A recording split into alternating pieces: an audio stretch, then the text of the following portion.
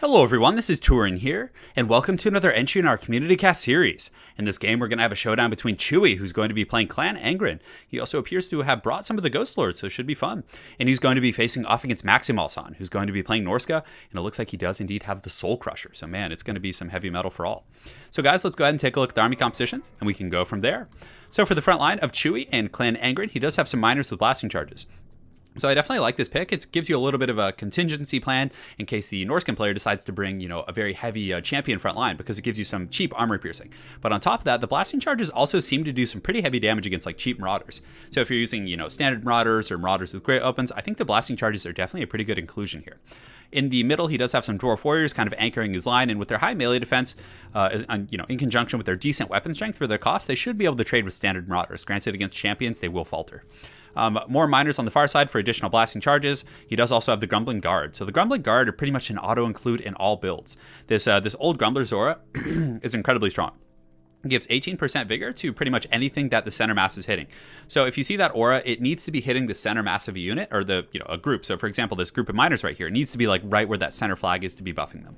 But regardless, it does give them pretty much I wouldn't say impervious, but by the end of the battle, the enemy troops will be exhausted, and your troops who are affected by this aura will be, not fresh, but they'll be in good shape comparatively speaking. Another thing about the Grumbling Guard is they have obscenely high melee defense for a great open unit. Black Orcs have 22 melee defense. Granted, that is kind of the Orc style, but Chaos Warriors even themselves, their great opens have 34 melee defense compared to the 47 here, which is pretty incredible. So definitely like these guys here. He does have the Althar's Raiders in the back. Althar's Raiders are a pretty important pick against Norsca. They do have armor-piercing melee attacks with 30 weapon strength, so if they are forced into melee, they'll be okay against champions and different things like that. But more importantly, they have 58 weapon strength, armor-piercing, and they have the Mark by Althar. So you can drop this on a Mammoth or on Chariots or pretty much any of those other really pesky anti-dwarf units, I should say. And it'll really help your Thunders and your Cannons and pretty much all of your other ranged pieces to really cut them down. So I like that quite a bit. On the far side, he does have some Thunders mixed in with some Dwarf Warriors and kind of a similar build here on the other side with one of these Ethereal Dwarf Lords defending each flank. So these guys are going to be pretty good against Norsca. Granted, Norsca does have some magic damage, but most people aren't going to bring magic against the dwarfs because of the natural ward save that all dwarves have against magic. So it's a little bit of mind games action going on. I definitely like the inclusion of King Lun Ironhammer, who causes fear and terror, mind you, and then also having Halkenhoff Stonebeard. So he doesn't have the Runesmith, he has the two Thanes, it looks like, and the King himself. So some fun stuff.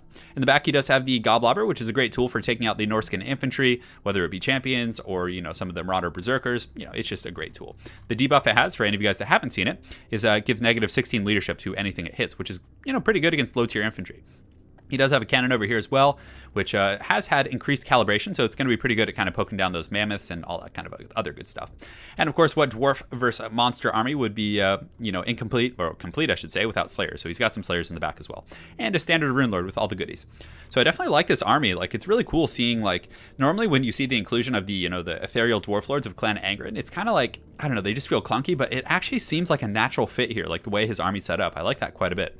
So for the Norscan army, we do have the Brutes of the Hound. So the Brutes of the Hound are a very good regiment of renown. They have the Enrage mechanic. They also have 57 weapon strength, so a little less than Forsaken, but they are unbreakable. And they're an awesome unit. One thing they do lack, though, is good armor piercing. So against the dwarves, they only have 13 armor piercing damage, so they're going to struggle a little bit. However, if you mix them in with some of these monsters units over here on the far side, he does have the Stalkers.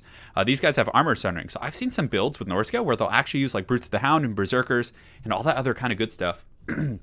With the armor sundering and that combo of the Femir Warriors with Berserkers, it doesn't seem too bad. I'm actually kind of excited to experiment with it myself. He does have the Ice Horn Marauders over here. These guys are immune to Vigor. They're, a decent frontline fodder unit, and the rest of his army is kind of just, just Marauders mixed with some Berserkers, and it looks like he does have some Hunters to kind of deal with Gyrocopters in the back. But for the most part, he's going to be getting all of his value out of this pocket. So this is obviously the kind of the tanking portion, and this is the spanking portion over here. So he does have the Marauder Chieftain on the Mammoth. He also has the Soul Crusher, definitely going to bring some heavy metal. And they have the what's it called, the Javelins on top with bonus versus large. So if Gyrocopters do fly by this thing, it can at least fight back. He does have a Skinwolf down here. So the Skinwolf Werekin is very, very good against the dwarves. It has regeneration, and a lot of times dwarves have a little bit of trouble with this. If you kill the dwarven missiles, their infantry are going to have this, not have enough stopping power to get through that regeneration. So Skinwolf Werekin, definitely very strong here, and he does also have the Miststalker. So the Miststalkers back here are a bit of an interesting pick. I actually think they're worth experimenting with against dwarves, and they're very durable. They have 110 armor, so even if they do come up against slayers, they're pretty tough to take down. And the armor sundering gives you a lot of utility with units that have relatively low AP. So if you get them in mixed in with berserkers or different things like that, they can do some good work. So, and what's really cool is, I mean, I think they're actually the biggest unit in the game that does have stock. So pretty neat stuff. But guys, without further ado, hopefully I covered everything with enough detail there. Let the games begin. So on the far side, you can also see something I forgot to point out is he does have the Norsca Warhounds. So these aren't the Norscan Icehounds, so you can see their weapon strength is only 22 as opposed to the 42. They cost like 300 less or 200 or 300 less. So again, it's just kind of a standard hound unit, very weak against armor, but good for chasing down units in the back. So you can see the Gobblobber here is definitely tearing into some of these Norscan. The Berserkers are taking quite a beating. But they have pretty decent leadership, if I'm not mistaken, although with that debuff from the Gobblobber, it's actually down to 31. So that discouraged is quite strong. And then you can see it shoots back up to 47, and then back down to 31. So I really like that Gobblobber. So you can see Chewie over here is going to be getting his Slayers in position. He's probably going to be repositioning these Althar's Raiders, because there's actually a forest here. So what I have is I have it turned off. So when I zoom into these forests, it actually gets rid of the trees so you guys can see what's going on.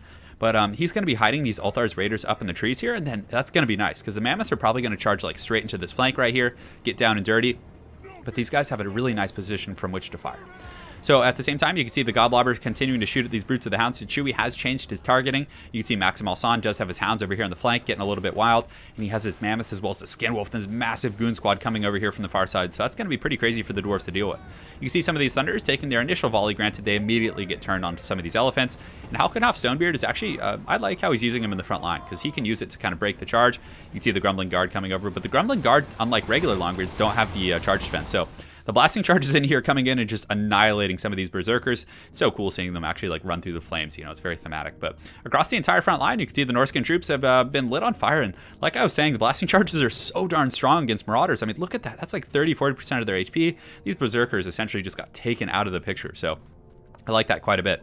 But unfortunately for the Dwarves, it's now time for Norsca to give back a little bit, have a little bit of fun. You can see these Mammoths are just going to get in here and just start ravaging this front line of the Dawi. So Mammoths are tough to deal with. Granted, I think Chewie does have, ample support with his missile units. You can see these Thunders are getting some great fire, and you can also see the Althar's Raiders are in position. It looks like the Dawi Slayers are going to be charging in and doing their best to surround this this Marauder Chieftain. You can see he's marked by Althar, and it looks like actually they're using a Famir Bale Fiend. It looks like the Norscans are, and that's going to give them the Occam's Mind Razor. That does actually imbue magic damage, so maybe a little bit counterintuitive, but granted, it gives such a massive burst of like AP damage, it might be worth it. Hard to say. But you can see the Slayers are coming into the back over here, going to be pressuring these Mammoths. A lot of, just constant pressure. The Thunders in the back doing a very good job, and the Dawi infantry line is actually really standing. You can see King Lund Ironhammer over here being an absolute gangster, just kind of smacking these guys around. And man, it's so cool seeing the Ethereal Dwarf Lords in action. Because again, I think the Brutes of the Hound are immune to psychology, but the other units, the other Norscan units, although I think both of these regiments might be. Yeah, so the Iceborne Marauders are immune to psychology as well. So the fear and terror isn't really going to matter on this part of the battle. But regardless, you can see the Mammoths in here are really just kind of ravaging the Dawi line. You can also see this Famir Bale Fiend. He does have armor sundering himself, so there's definitely going to be quite a bit of just look at them just getting smashed by the satchel charges here from these miners.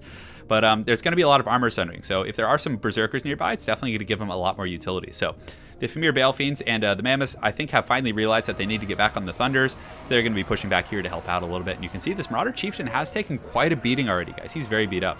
He does have the Ruinous Flesh, though. So something I want to point out, guys, is this is a really nice synergy against the Dwarves. So he has, let me go ahead and find it here, the Ruinous Flesh. So this is a buff that comes from the Skinwolf Werekin, and it gives him missile resist. So that's really nice on the Mammoth. But you can see in the back some of these Famir guys are getting into these Thunders, which is going to be pretty tough. I mean, these guys are very tanky. They have 110 armor, so these Thunders aren't really going to be able to put up much of a melee fight. And also you can see the Big Daddy Soul Crusher coming in, and this has got to be a terrifying sight for these Dawi down here. But regardless, you can see the Mammoth jumps in there, and it's going to be jumping on these Thunders, and they're going to get taken out and probably rout here within the next like 15 seconds. But the Dwarf line has done pretty well. You can see the Berserkers in the front, and a lot of these Marauders are already running from the hills. The Ancestors over here doing some good work by their people, getting a nice shield bash in there. But the Grumbling Guard are, they're pretty tattered, but nonetheless, they're still steady, so they're going to be providing that aura. And you can see that the Althar's Raiders here, man, they are still firing. So the Mammoths are quite low, but the Skinwolf Werekin from Maximal San does get in there. He pops another Occam's Mind Razor, and you can just see that massive shock damage coming in here. And also this Regiment of Renown, the Miststalkers are going to be getting in here doing some good work. So the Miststalkers actually have some decent stats, if I'm not mistaken. They have, let me go ahead and look here. They have 45 melee attack, whereas the regular Famir Warriors only have like 27, so it's a pretty big difference there. So one of the reasons why I've actually tried him out against Dwarfs in several builds, and I found some good success with those guys. But the Skin Wolf Werekin continuing to do some work, and you can see that the Dwarf Lord right here, this Rune Lord, is in a really bad position. He is just getting bullied and pushed around. The Famir Balefiend, and you can see some axes coming in. Granted, his armor is 180, which is nothing to sneeze at. He's kind of whacking at the legs of the Soul Crusher. And let's go ahead and take an overarching look at things and see what's going on in the battlefield. So the Thunders over here are being compromised a little bit by the Skin Wolf Werekin, by the Soul Crusher. It's looking pretty grim for these guys. So it looks like Maximalson has done a pretty good job of shutting down some of the missiles. However, Chewie is also doing a very good job of, when they're routing, getting them re-engaged. And you can see he actually does break this Marauder Chieftain over here. So the Dwarf Warriors are really good shape. And the only magic damage that the Norskins have are these Famir Warriors as well as the Balefiend. But granted, that's probably enough to deal with the Ethereal Lords if it really came down to it. But nonetheless, he doesn't have, as much stopping power. So you can see the Rune Lord is in really, really bad shape here. A lot of his fellow Jawi nearby have routed off. He does have some miners coming to help him, but that's not going to be much against the mighty Soul Crusher, and also, of course, the Skin Wolf Werekin. The Skin Wolf Werekin is so powerful; it can actually almost outduel a lot of lords. I think I'm trying to remember. There was a testing video I think Party Elite did where it was showing him dueling all the lords, and it was pretty grim. But regardless, the Rune Lord does pop his Master Rune of Negation to give him some some tankiness, but still he's just getting hit by so much DPS. You have a 437 here, you have 500 plus weapon strength here, so it's going to be quite impressive if he manages to survive. But the Dwarves, very resilient. They have gotten their Thunders and their Altar's Raiders up on the high ground. They're continuing to just work down the Soul Crusher, who's now down to about 3,000 HP, give or take. But it looks like the Rune Lord here is going to, I don't know, he might go down here. He only has 400 HP, and he's heavily surrounded by some very, very tough combatants. So let's see, 400 HP. He gets another attack there, and he's probably going to break from there. However, the cannon is still shooting, so this point-blank cannon is still getting in there, doing some pretty good work, kind of poking down the Soul Crusher. So, good focus, because it's very easy in these very wild battles like this to forget about a lot of these type of units, but it's still fighting the good fight, guys. So the Rune Lord here has 200 HP left. He does have the Altar's Raiders, who have run out of ammunition coming into fight. But the Soul Crusher has been broken, and they do have Halkenhoff Stonebeard, and I think the other Dwarf Lord is still here. So yes, you can see King Lun Ironhammer is in good shape as well. So it's going to be very tough for Norsca to kind of take those guys out, but nonetheless, the balance of power is very, very even, and he still does have some magic with this Famir Balefiend. So Chewie's going to want to take this guy out stat.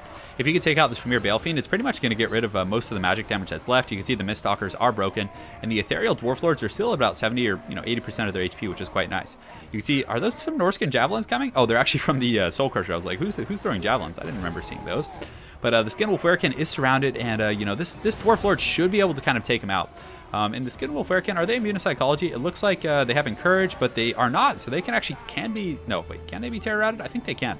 But the Skin Wolf Werekin, taking advantage of its mobility, is going to get back here, and this has the makings of a very bad situation. You can see, oh no, that Rune Lord he got taken in half. John been halved. So yeah, he got taken out pretty bad there, and it's funny because it still shows him as being alive, but of course he's very much dead, guys. So very well played by Maximalson, going in there in the end game, trying to seize whatever advantage he can. But you can see the Dawi are definitely a very vengeful people. And King Lun coming in here with a karate kick in the back. Is that King Lun or is that Halkenhoff? Yeah, no, that's Lun Ironhammer. So yeah, this guy's getting pretty low. His regeneration cap is closing in pretty rapidly, but the Thunder Fire and this other support. Oh, I was about to say the Thunders are here supporting, but also those Norscan Wolfhounds get in there and are just chewing these guys up. So that's a very rough situation, but nonetheless, we can see the Ghost Goon Squad here coming in and getting this guy down a little bit. He's at 37 leadership, and oh man, the Norscan Hounds coming in the back. So hopefully they'll be helpful and starting to chip away, and that's not good at all. The Famir Mist Stalkers coming in as well. They actually have magic damage and armor sundering, so they're going to make these guys quite a bit weaker. But the Dwarf forces down here have done well for themselves. The Longbeards and the Altar's Raiders have essentially broken the Soul Crusher. Probably won't be coming back. You can see the cannon is literally going to be probably turning and point blanking some of these guys, which should be fun. Altar's Raiders coming in the back, and man, what an even fight. This is just incredible. The Famir Balefiend has been broken by some of this Thunder Fire, and this is definitely one of the better games that we've had on the channel in quite some time. Very even, very close, and some cool builds. So the Altar's Raiders are getting a nice charge, and you can see the Famir Balefiends are going down, and the Skin Wolf Werekin is no match for the Ancestors. He's even though the last time we looked, he was at the exact same amount of HP. But finally, they're starting to make some good contact here. You can see he's down to about 1,100 HP, and victory is within the grasp of Clan Angren. So the Ancestors are able to pull that one out. So man, what a battle. That was awesome. Blasting Charges did some great shock damage. The Dawi front line was able to do well, but both players had outstanding plays. Chewie was able to really refocus his missiles and kind of stand in there in the fourth quarter and keep that pressure on the Mammoths. that you really need to take him down. And Maximal Hassan was also able to really be mobile with his Skin Wolf Werekin and, keep those mammoths, even though they had a really rough initial start and he kind of let them sit in the front line for a bit too long. He was able to get in the back and really, really do some work. And I really like the play with the Femir Mist Stalkers. That was real neat. So very well played to both Chewy. Thank you for sending the replay, and Maximal Hassan. Look forward to running into you guys in ladder, and thanks again for watching, guys. Hopefully you enjoyed, and we got more content coming soon.